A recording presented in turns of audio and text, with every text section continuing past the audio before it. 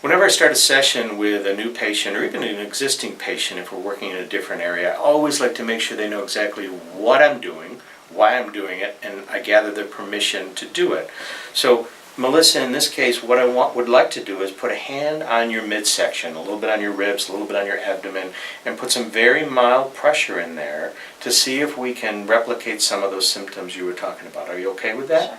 And in order to do that, I'm probably going to move your arm and sit right next to you here. Are you okay with that? Okay. If Melissa seemed like it wasn't okay, I could put a pillow barrier in here between us to give her a little bit of a boundary. But you're okay if I just lean against you lightly? Okay.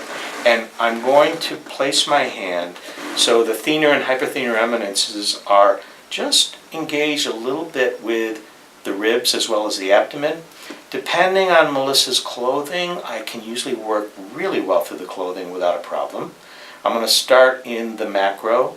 Initially, when my hand goes on her, I'm going to do nothing. I'm not going to press. I'm not going to poke around.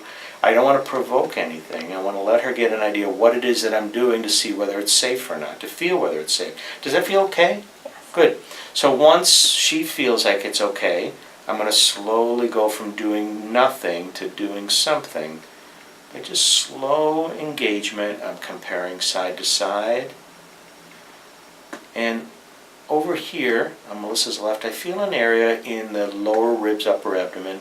It just feels a little tight to me. I'm not pathologizing what that tightness is or isn't. I'm simply giving a little bit of input, a little bit of engagement or pressure, stretch there.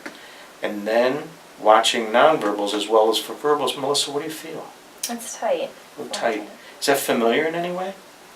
That's where I tend to get cramps when I'm exercising. Okay, so in a way, am I replicating that feeling? Yeah, a little bit. Yeah. 0 to 10, how hard does it feel like I'm pushing? 3. And what number do you think you'd stop me at? Like 8. Okay. Are you feeling pain right now? No, it's just a little tight. Just a little tight. 0 to 10, how much tightness are you feeling? 4. 4. What number do you think would be too much tightness? 8. Okay, so I take whatever word she uses and I turn it back on her in terms of asking whether the pressure or the tightness or the pain or whatever it is feels safe.